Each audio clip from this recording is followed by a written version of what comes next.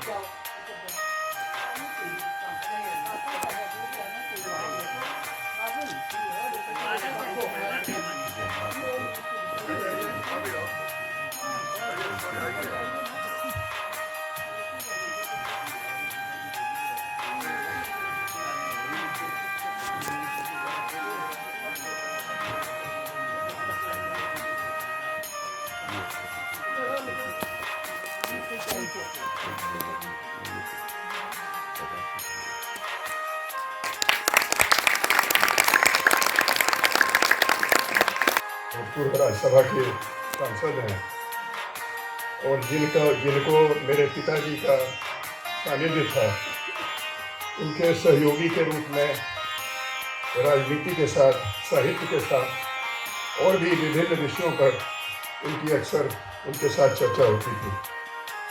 तो यहाँ पर आने के लिए सर आपको बहुत बहुत धन्यवाद।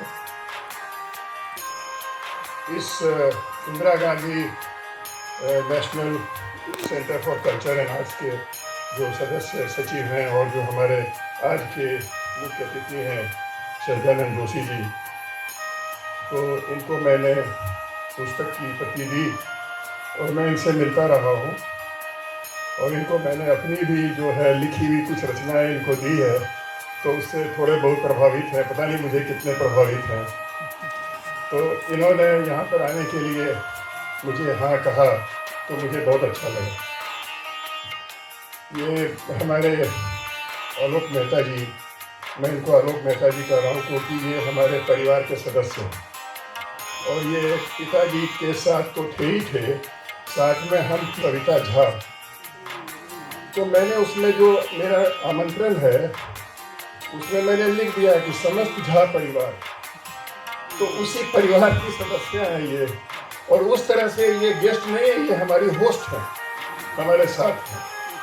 और तमाम जो यहाँ बैठे हुए लोग हैं, मेरे दो भाई हैं, एक यशोवर्धन जी है, एक कीर्ति। माननीय डॉक्टर शौर्यवर्धन, माननीय सज्जनानंद जोशी जी का डॉक्टर शौर्यवर्धन एम्स में बहुत प्रख्यात प्रोफेसर भी हैं, असिस्टेंट।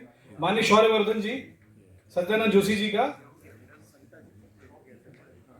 सौम्यवर्धन जी, माननीय कीर्तिराज जी के पुत्र हैं। एक बार जोरदार तालियों से स्वागत कीजिए। माननीय सज्जनानंद जोशी जी, सदस्य सचिव INCA। सविता झा जी का स्वागत करते हुए यशोवर्धन जी, कृपया तालियों से हमारे अतिथियों का स्वागत करें। अब मैं अशोक माहेश्वरी जी का स्वागत करने के लिए शौर्यवर्धन जी से अनुरोध करूंगी कि कृपया हमारे प्रकाशक जो हमारी किताबों को बहुत ही सुंदर ढंग से प्रकाशित करते हैं, उनका स्वागत करें।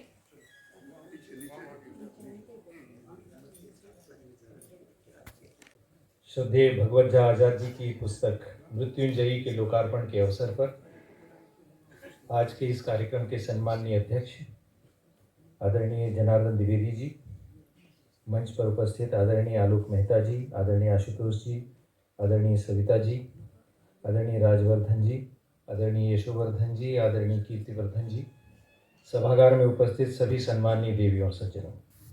कीर्ति जी और यशोवर्धन जी तो यहाँ है ही, लेकिन आप सब भी परिवार का ही बांध करके मैं यहाँ हूँ। मैं साहित्यकार नहीं हूँ जैसा आप जानते हैं, मैं पत्रकार ज़रूर हूँ। हाँ, पढ़ता लिखता रहा और साहित्य भी छापता रहा, ये कह सकते हैं। इस दृष्टि से आज़ाद जी से यहाँ पर जो ये वुमन प्रेस क्लब है, मैं 71 से 76 तक वहीं रहा, जो उस समय MP थे सिसोदिया जी। और आज़ाद जी उस समय पार्टी में भी, पहले राजेंद्र प्रसाद रोड जहाँ इंदिरा गांधी सेंटर है, उस ज़माने में कांग्रेस पार्टी वहाँ हुआ करती थी। तो मुझे एक ऐसे दिव्य मनुष्य की से परिचय हुआ जिनकी कितनी गहरी दृष्टि थी भारतीय दर्शन में। बौद्ध धर्म में, और पूरा एक लंबी कविता उन्होंने दरअसल जो लेखक है वह जब तक, every writer is a writer in politics, वह जब तक राजनीति में है वह राइटर है, वह लेखक है। मेरे ख्याल से जो हायरार्की है एक राजनीति और लेखन के बीच में, उसमें क्लियरली नुबुगु ने ये कहा है, केनियन ऑथर ने, कि हम सिर्फ ये पूछ सकते हैं कि तुम्हारी पॉलिटिक्स क्या है दोस्त, व्हाट एंड हुज पॉलिटिक्स। पर वह लेखक जो है बहुत ही दृढ़ तरीके से पॉलिटिक्स में है। और मैं अपने श्रद्धेय भागवत आचार्य जी को, हम लोग उनकी कहानियाँ पढ़ा करते थे, उनकी कृतियाँ पढ़ा करते थे और बहुत आकर्षित होते थे उनसे। आज बहुत बहुत प्रणाम करती हूँ कि एक लेखक के तौर पर राजनीति में पुख्ता तरीके से वो खड़े रह गए और वह अंत तक लेखक ही रहे। वैसा लेखक जिसको आंख में आंख डाल करके मृत्यु में ये कहने का शौक हो कि मृत्यु मैं तुम पे विजय पा सकता हूँ। यहाँ वो नचिकेता और बुद्ध और एक पात्र की चर्चा नहीं हो सकी है अभी तक, शुक्रिया मेरे तमाम पैनल, वो है मीरा। वो मीरा ही है जो कहती हैं कि प्रेम में जब कोई हो तो मकर से मिलन के लिए दौड़ करके जाता है। ऐसा प्रेम, ऐसा दुख और ऐसी जो निर्मोही एक अपने जीवन के इतर बियॉन्ड जा सकने की क्षमता जिन हमारे श्रद्धेय भागवत आचार्य जी में थी, मैं उनको बहुत बहुत प्रभावित हूँ उनसे। खास करके मृत्युंजय मेरी पढ़ी हुई टेक्स्ट नहीं थी, बहुत सौभाग्य। और मेरे अवान्तर साथी राज्यवर्धन जी आजाद जी से, ये हमने आपस में नाम रखा है। मैं इतिहास पढ़ाती हूँ और साहित्य पढ़ती हूँ, इसलिए अवान्तर हूँ। वो डॉक्टर हैं और साहित्य करते हैं, इसलिए अवान्तर हैं। तो हमारे अवान्तर साथी राज्यवर्धन जी का, आचार्य जी का बहुत बहुत धन्यवाद। कीर्ति जी का बहुत धन्यवाद, जिन्होंने कहा क्लिष्ट हिंदी अगर बोल सकती हैं तो प्लीज़ आ जाइए। तो ये क्लिष्ट हिंदी का सवाल नहीं है, यह उस रचना का सवाल है जिसे पढ़ने का सौभाग्य मुझे प्राप्त हुआ और जिसके माध्यम से मैं जान पाई जो हमारे उस समय के जाजोलेमान जो हमारे मुख्यमंत्री थे बिहार में, जिनके साथ आप नैतिकता के तमाम वो सूत्र जोड़ सकते हैं जो हमारे लिए एक तरीके से प्रेरणा थे, हम लोग उसमें है। तो इसलिए मैं इस थोड़ा सा फिर भी मैं जो मैंने रेखांकन किया हुआ है, बुक मार्क्स लगाए हुए मैंने, तो इसलिए वो मैं थोड़ा सा पढ़ूंगी, खास करके जो उसकी। जोशी जी आ गए।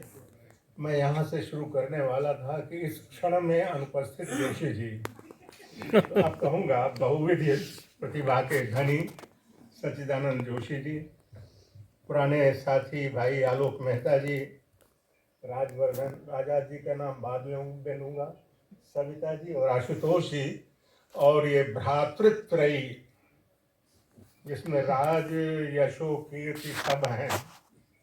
भले ही उन्होंने कहा हो कि तीनों नाम महादेवी जी ने रखे, और सही है, लेकिन मुझे ये मालूम होने से पहले हमेशा ये लगता रहा क्या सोच के इनके नाम रखे हैं। राज वही सार्थक है जिसका कुछ यश और कीर्ति हो, और ये तीनों शब्द उन्होंने तीनों बेटों के नाम में समेट दिए। ये मैं श्रेय अब तक आजाद जी को देता रहा हूँ। मैं ये अध्यक्ष का जो काम है या तो बहुत कठिन होता है या बहुत सरल होता है।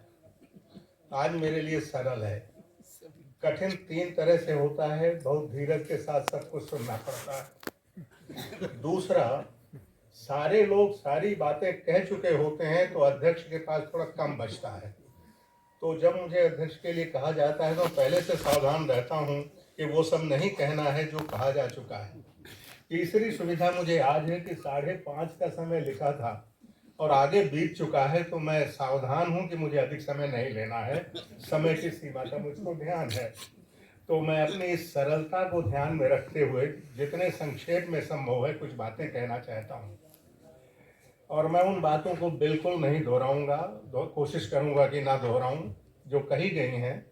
और पुस्तक को पढ़ते समय मुझे ये लगा कि महादेवी वर्मा जी ने और डॉक्टर शंकर प्रसाद ने जो कुछ कह दिया है उसमें से उनके भीतर उनके कथ्य की सारी बातें आ चुकी हैं, और अपने ढंग से उसके मूल भाव को सच्चिदानंद जोशी जी ने अपने ढंग से रखा। और आशुतोष जी कह रहे हैं कि उनका साहित्य से संबंध नहीं है, तो मुझे लगता है अच्छा ही हुआ।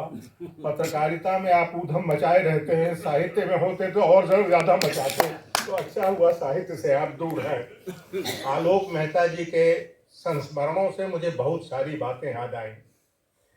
एक ऐसा संयोग है कि मुझे बहुत कम आयु से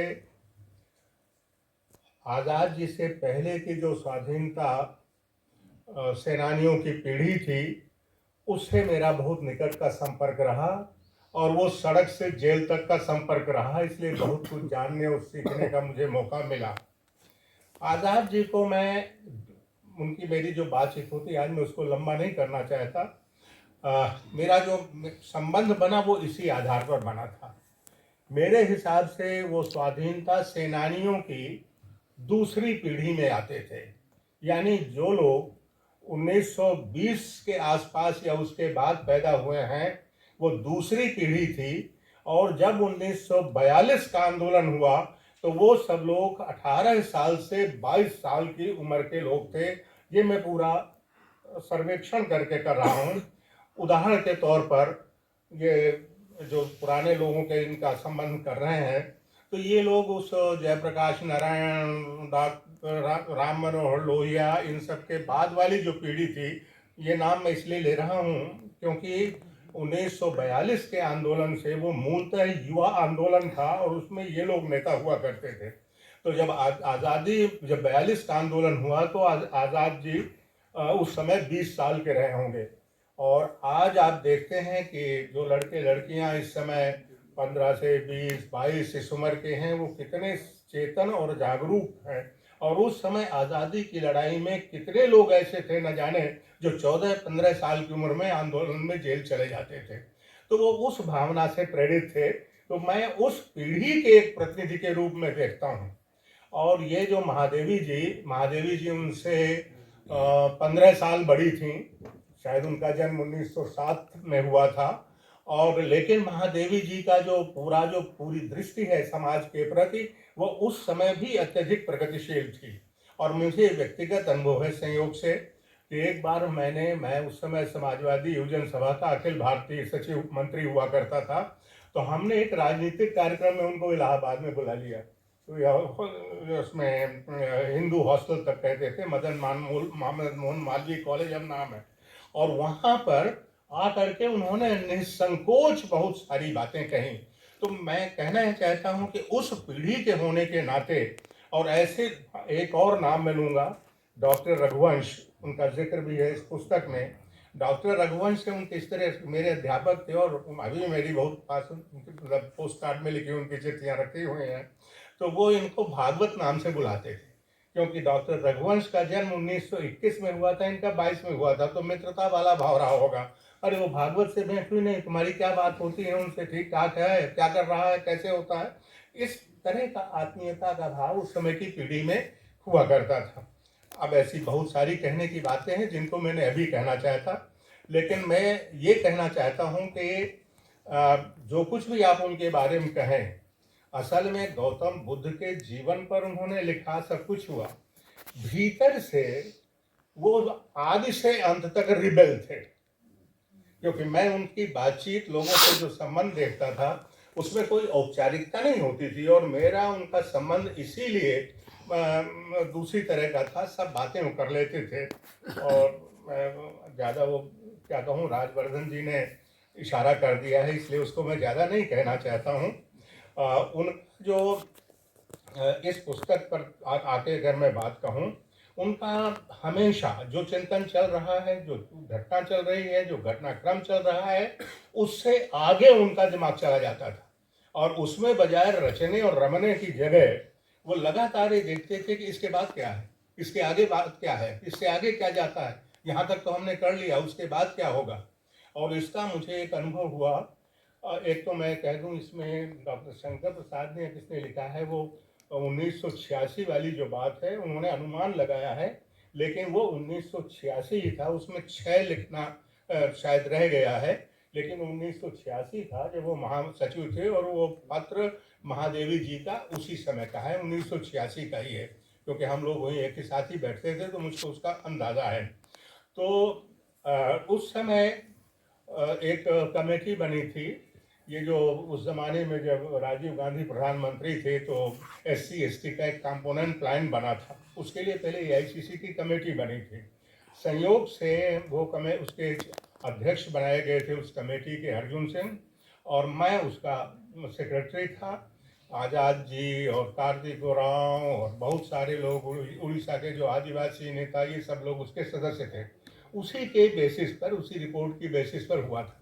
घंटों हम लोगों की बैठक होती थी।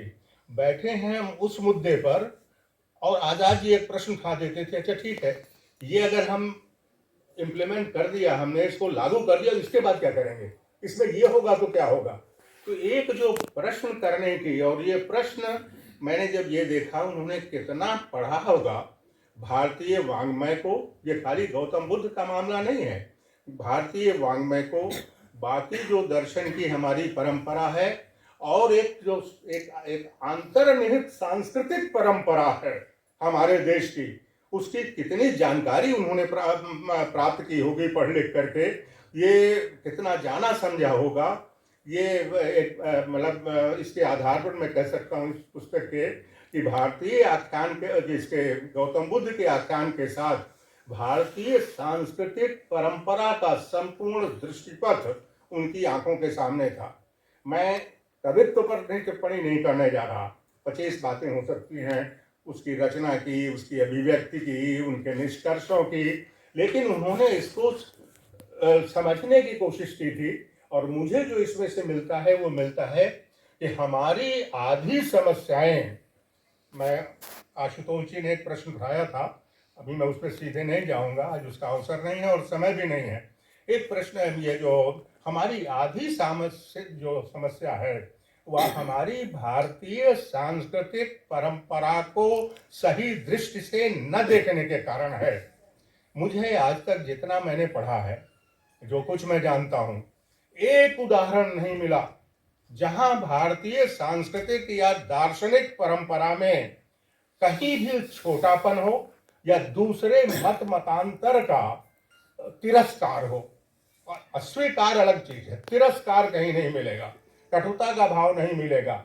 एक सभी विचारों के बीच में एक शांतिपूर्ण अस्तित्व का भाव हर जगह मिलता है। ये उन्होंने कहीं न कहीं समझा था। मैं एक आध उदाहरण से बताऊंगा उनको।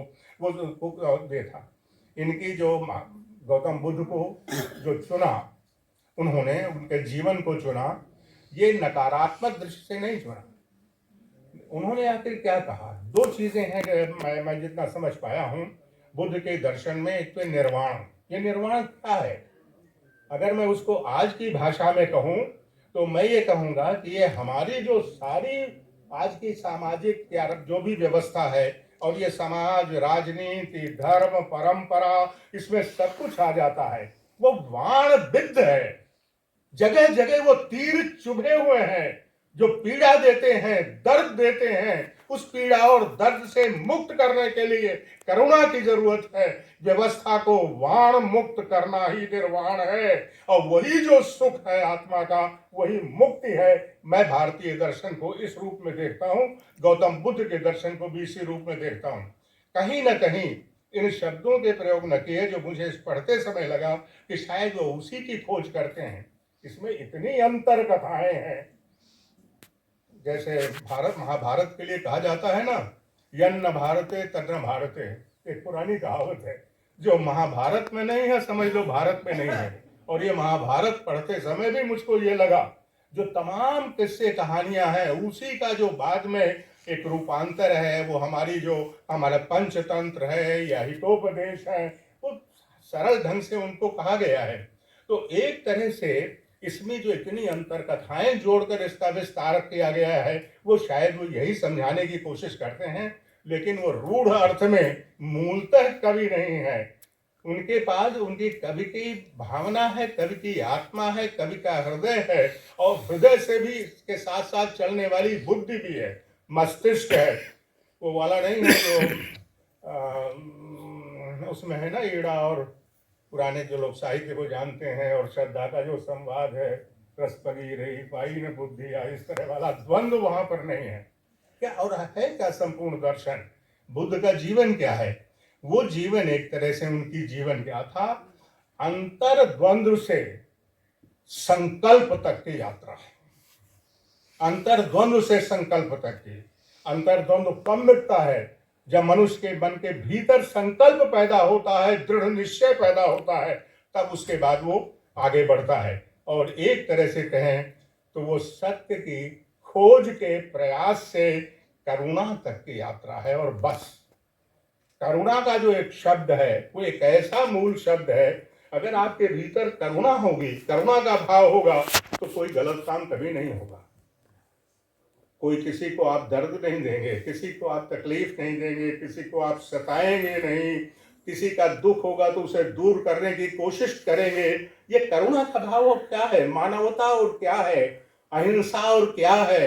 यही करुणा का भाव है जो गुणों के सारे रूपों को, सारे पक्षों को उजागर करता है। तो मैं इसको बहुत महत्व देता हूं कि उन्होंने शायद इसी रूप में उन्होंने सीखी। आज समय की सीमा का ध्यान रखते हुए मैं समेट रहा हूं, क्योंकि अगर जितना फैलाएंगे तो समेटने में समय लगता है, इसलिए मैं फैला भी ज़्यादा नहीं रहा हूं। तो इसके अगर ये बात नहीं होती जो मेरी समझ में आई है, तो आज की समस्याएं जिस रूप में हमें अब दिखाई देती हैं, 20 साल पहले दिखाई देती थी, 30 साल पहले दिखाई देती थी, 60-70 साल पहले दिखाई देती थी, इतने तक मुझे स्मरण है, तो इसलिए उतना मैं कह सकता हूं। आप जरा एक आध वो बहुत संक्षेप में देखिए। कहते हैं लूट मार कर सब ले जाते। अब मैं जो उदाहरण सुनाए हैं लोगों ने, हमारे विद्वान बताऊं, मैं उससे थोड़ा अलग रख रहा हूँ। लूट मार कर सब ले जाते, कुछ अनुगत को भी दे जाते। आप जानते हैं कि किसकी तरफ इशारा है। लूट मार कर सब ले जाते, और ये हर समय का है, ये कोई आज की राजनीति से मत जोड़िएगा, मैं उससे बिल्कुल अलग दूर हट के बात कर रहा हूँ। लूट मार कर सब ले जाते, कुछ अनुगत को भी दे जाते, बस इतना सा जिससे ज्वाला सदा भूख की तीव्र तीव्रतम बनकर उनको रहे जलाती सभी प्रहर में। देंगे उतना ही देंगे जितनी पूरी भूख न मिटे, जिससे वो ललायित रहे और अनुगत होता रहे, सब पीछे पीछे चलता रहे। जलाती सभी प्रहर में, ताकि भूख के आगे वे कुछ सोच न पाए, मांग न पाए। ये हैं दास और वे मालिक, यदि कोई प्रतिकार करे तो क्रूर हाथ में थमे दंड से मार मार कर खाल खींच कर उन्हें नचाएं, या फिर भू पर उन्हें सुला दें, उन्हें मिटा दें। आप जरा देखें, ये देखकर आक्रोश जो पैदा होता है, वो आक्रोश करुणा से जनित पैदा हुआ है।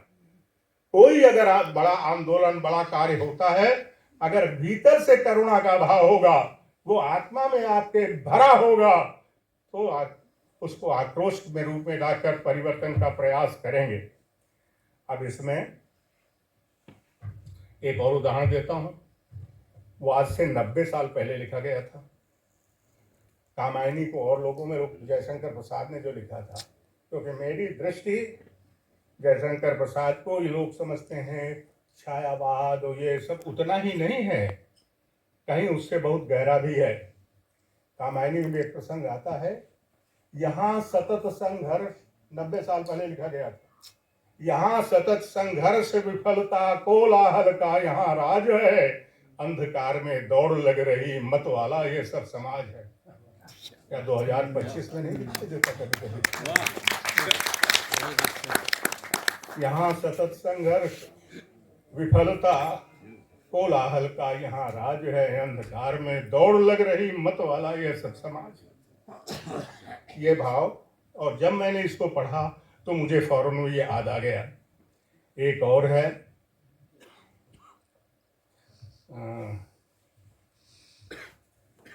जो धर्म के बारे में बात कर रहे हैं, संघर्ष नहीं, अब इस अस्वीकार है, तिरस्कार भी नहीं है। मनुष्य धर्म क्या, अभी धर्म जो प्रचलित है, संस्कार व्यवहार धरा पर, क्या इसकी व्याख्या है भू पर?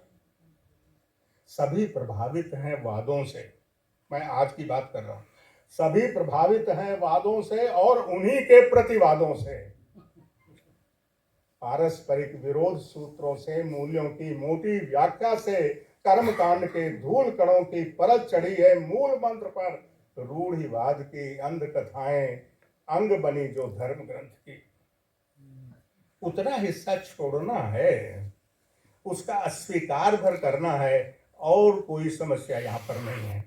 तो इस तरह से एक चीज और कह दूं, जो मान्यता हम स्वयं अपने जीवन में मानते हैं, उन मान्यताओं के प्रति समर्पित होना पड़ता है।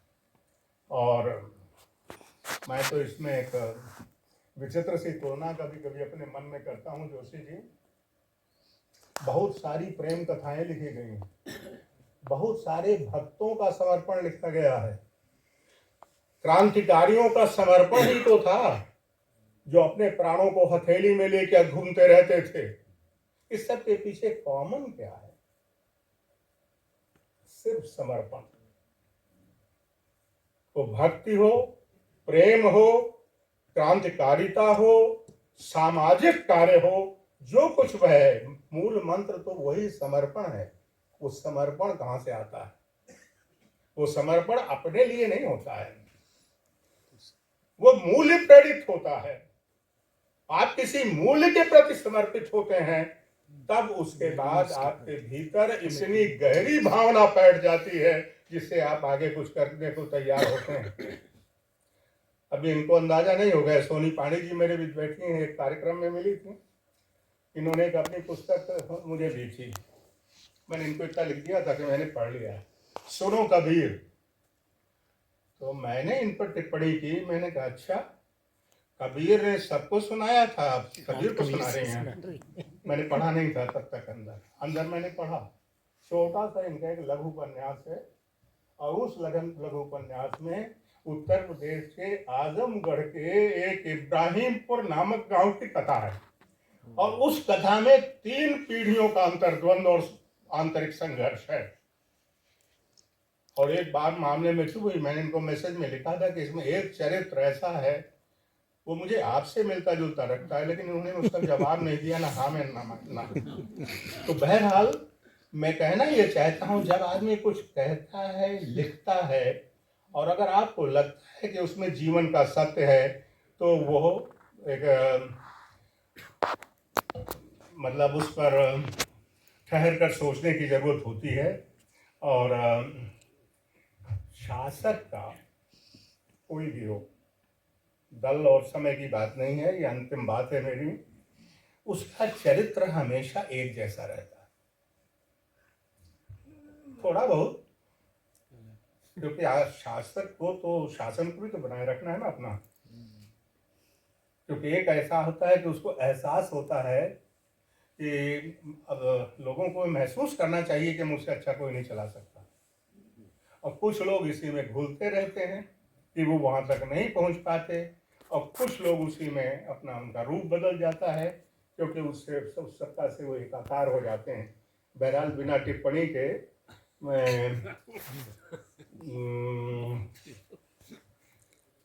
हाँ,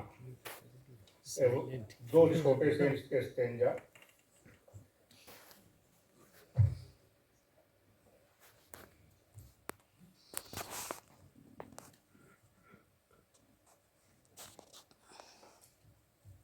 बल्कि एक ही समझिए।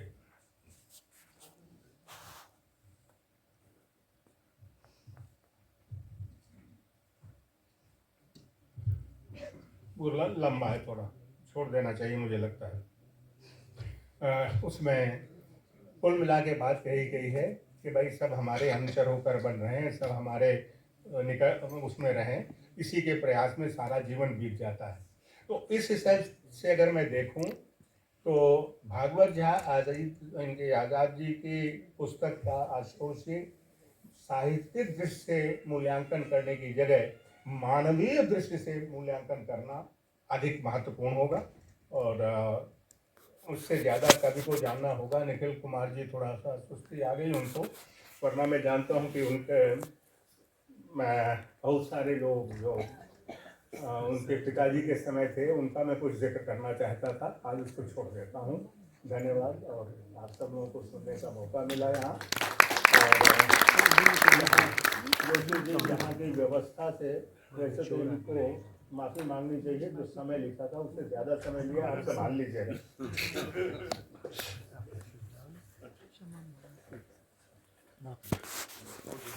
बहुत बहुत धन्यवाद द्विवेदी सर। आप कितने अच्छे वक्ता हैं और कितने अच्छे श्रोता हैं, ये दोनों हम लोगों को आज यहाँ देखने को मिला। आपकी बातों को यदि आज 2 पंक्तियों में समेटना हो और इसका सारांश कहना हो तो मैं केवल इतना कहूँगी कि जो भारतीय जीवन दर्शन है, जिसका मूल मंत्र है तेन तत्तेन भुंजिता, उतना ही लीजिए जितनी ज़रूरत है। जो मृत्युंजयी कृति है जिसमें ये बार बार करुणा का जो आख्यान लिखा जाता है, वो यही कहता है हमें उतना ही लेना था जितनी ज़रूरत थी। यही भारतीय जीवन दर्शन भी कहता है। लेकिन हम भाग रहे हैं, इतना भाग रहे हैं कि आज हमारी दिल्ली में सांस लेना भी मुश्किल है। ऐसी घड़ी में हम इस कृति को पढ़ रहे हैं। आज की ये सभा अब समाप्ति पर है। मैं आप सबसे अनुरोध करूंगी कि इस कृति को पढ़िए, अपने बच्चों को पढ़ाइए, क्योंकि बहुत ही ज़रूरी किताब है। एक राजनीतिक व्यक्ति, एक राजनेता अपने समय और समाज का मूल्यांकन कैसे करता है, इस कृति के माध्यम से देखा जा सकता है। अब बिना कोई विलंब किए मैं श्री कीर्तिवर्धन जी से अनुरोध करूंगी आभार व्यक्त करने के लिए। आभार वक्तव्य के तुरंत बाद, चूंकि एक रवायत है, आज आपको आपका स्मृति दिवस है भागवत जी का, स्वजनों और परिजनों से मैं अनुरोध करूंगी कि पुष्पांजलि अर्पित करके ही जाएंगे। आदरणीय कीर्ति आजाद जी।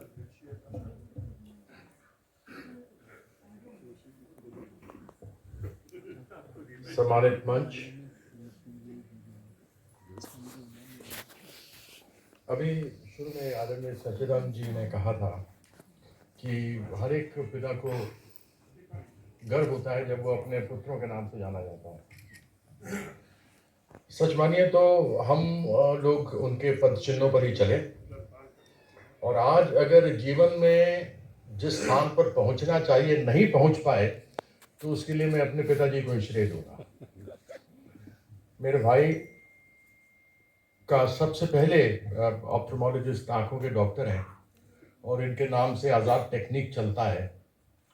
इनको डायरेक्टर बनना था all India institute of medical sciences का, लेकिन क्योंकि हम लोग स्वर्गीय अपने पिता भागवत झा के आज़ाद पुत्र हैं, ये कभी किसी मंत्री के घर नहीं गए, न इन्होंने कहा कि मुझे डायरेक्टर बनाया जाए। क्योंकि आज़ाद के पुत्र हैं इसलिए कभी डायरेक्टर नहीं बन पाए। दूसरे हमारे भाई हैं स्पेशल डायरेक्टर इंटेलिजेंस ब्यूरो, उन्होंने उसके बाद CIC भी रहे, वह भी डायरेक्टर इंटेलिजेंस ब्यूरो बन सकते थे, लेकिन भागवत झा के आज़ाद पुत्र हैं और वह भी कहीं जाके लॉबिंग नहीं की तो स्पेशल डायरेक्टर इंटेलिजेंस ब्यूरो नहीं बन पाए। तीसरा रहा मैंने बड़ी लंबी सेवा दी एक पार्टी को, और जिस समय मैं उस पार्टी में जुड़ा था तो मेरे पिताजी ने मुझे घर से निकाल दिया था, कहते हुए कि तुम मुखबिरों के साथ जा रहे हो। मैंने जब वहाँ पर हमारे कहते थे कि न खाऊंगा न खाने दूंगा, ऐसे में जब 400 करोड़ के क्रिकेट की एक घोटाले को मैंने उजागर किया तो मुझसे न जाने कितने प्रलोभन दिए गए, लेकिन क्योंकि मैं भागवत झा का आज़ाद पुत्र हूँ, मैंने वो प्रलोभन नहीं लिए और मैं केंद्र में मंत्री नहीं बना। तो हम लोग तीनों की यह समझिए कि सच में बड़े गर्व से कह सकते हैं कि आज जो कुछ नहीं भी हैं वो पिताजी के असूलों के कारण से नहीं है, अन्यथा तो बहुत लोग बन जाते हैं, बनने के लिए कोई समस्या नहीं होती है। मैं एक बार पुनः बहुत बहुत धन्यवाद करूंगा आदरणीय जनार्दन द्विवेदी जी का। आप हमारे समक्ष आए, आपने इतना समय दिया, बहुत विलंब से आपको हम लोगों ने यहाँ पर बिठा के रखा, लेकिन आपने जिस प्रकार से आज अपने बातों को रखा उसको लेकर मैं सदैव आज़ाद और झा परिवार की ओर से आपका कृतज्ञ हैं और धन्यवाद करते हैं। आदरणीय सच्चिदानंद जी का, जोशी जी का, जो आपने शुरू में जो इतनी ज़बरदस्त ओपनिंग बैटिंग की, सच मानिए धुआंधार छक्के आपने मारे, ऐसे तो मेरे ख्याल से वीरेंद्र सहवाग ने भी नहीं मारे होंगे। सविता जी से मेरी बहुत बार भेंट हुई थी, क्योंकि मैं मिथिला का रहने वाला हूँ, मैथिल हूँ, और मिथिला आप जानते ही हैं कि त्रेता काल में रामायण लिखी गई थी, और जब कभी मैथिली की बात आती है तो उनसे बात होती है सदैव। और कभी भी वर्णन आप देखेंगे तो मिथिला और रामेश्वरम 2 जगहों का वर्णन त्रेता में ही आता है, सतयुग, त्रेता, द्वापर, कलयुग। तो मैथिली और तमिल दो सबसे पुरानी भाषाएं हैं हमारे देश की, विश्व भर की अगर उसको कहा जाए तो, अगर धार्मिक या ऐतिहासिक रूप से आप उसको देखें तो। ऐसे सविता जी का बहुत बहुत आपका धन्यवाद करता हूँ। हमारे सबसे बड़े भाई श्रेष्ठ हैं, और हम लोग तब तक मंच पर नहीं आ रहे थे जब तक इन्होंने हमसे कहा नहीं, चाहे हम मेंबर ऑफ पार्लियामेंट 4 बार बने हुए हों, चाहे वो स्पेशल डायरेक्टर इंटरव्यूज हो रहा हो। तो जो घर में एक अनावत है उसको हम लोग चलाते हैं, और विशेष करके आप लोग सभी लोग जो आज यहाँ पर उपस्थित हैं, आप सबों का मैं बहुत बहुत धन्यवाद करता हूँ कि आप लोग यहाँ पर आए, इतने समय तक आप लोगों ने इसको पूरे व्याख्या को सुना।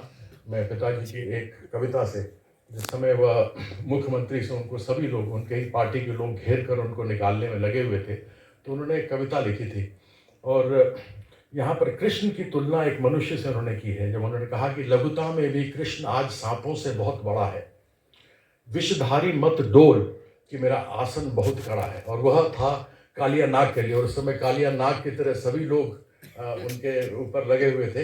तो उन्होंने ये कविता लिखी थी कि लघुता में भी कृष्ण आज सांपों से मतलब कालिया नाग से बहुत बड़ा है, कि विषधारी कालिया नाग मत डोल कि मेरा आसन बहुत कड़ा है। तो एक बार पुनः आप सबों का मैं बहुत बहुत धन्यवाद करता हूँ कि आप लोग यहाँ पर उपस्थित हुए। अपने पूरे आशीर्वाद परिवार, राजवर्धन आज़ाद, यशोवर्धन आज़ाद, कीर्तिवर्धन आज़ाद, हमारी दोनों भाभियाँ यहाँ पर उपस्थित हैं, हमारे बच्चे लोग हैं, हमारे मौसा यहाँ पर उपस्थित हैं, और सभी उनके बच्चे उपस्थित हैं, मेरा भतीजा है, बेटा है, बहू है, ये सभी लोग यहाँ हैं। और आदरणीय निखिल भैया, आपका बहुत बहुत धन्यवाद कि आप आए और शुरू से लेकर अंत तक बैठे। और बाबा के बारे में भी बात करेंगे, जो आदरणीय जनार्दन जी ने कहा कि अगली बार के लिए मैं स्मृति शेष छोड़ता हूँ। तो एक बार पुनः आप सबों का बहुत बहुत धन्यवाद है। बड़ा कृतज्ञ है पूरा आज़ाद परिवार। आप सभी